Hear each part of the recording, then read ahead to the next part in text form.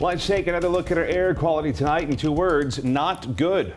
Wildfire smoke hanging over Puget Sound right now. Let's get back to meteorologist Christopher Nunley. And Christopher, a chance of rain coming up, and that may help. Yeah, that's definitely going to help, but we have to wait just a little bit longer until we get that rain to push into the area and clean that air out. Until then, we are going to see that reduced air quality really until this time tomorrow, and because of that, we have this air quality alert, the gray shaded area. This has actually been extended now until tomorrow at midnight, so just keep that in mind. We have another at least 24 hours worth of that reduced air quality, and that is going to impact people who are sensitive to some of the wildfire pollutants. Look at this. We have most areas right now within the unhealthy to very unhealthy category for Puget Sound into the Cascade foothills. In fact, some areas are within the hazardous category. So again, just limit that time outdoors. If you're going to exercise, you probably want to hold off on doing that or consider wearing a mask. We actually have some of the worst air quality in the entire world right here in Western Washington. Just hard to believe that we are in latter parts of October, and to really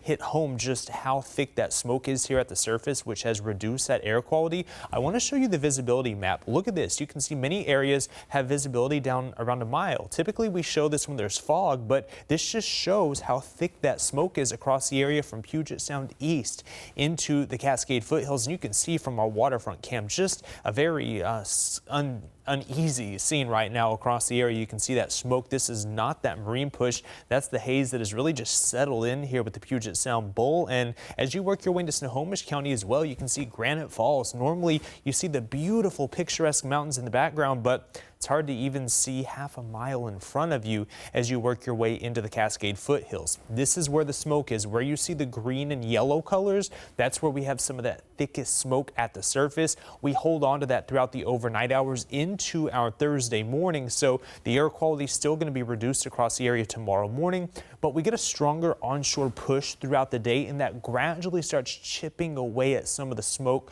from west to east across Western Washington.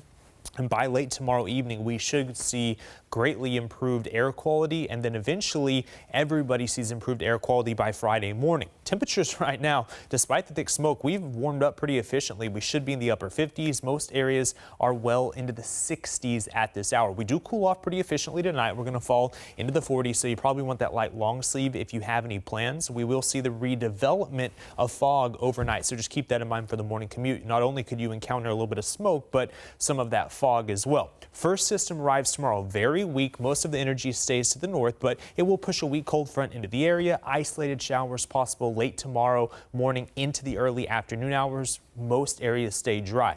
That changes Friday. Secondary strong system for strong system of the fall season works its way in. Coastal showers Friday morning, overspreading all of Western Washington by late morning into the afternoon hours, and that sticks around into Friday evening. So if you have any plans, just keep in mind it will be wet for your Friday evening.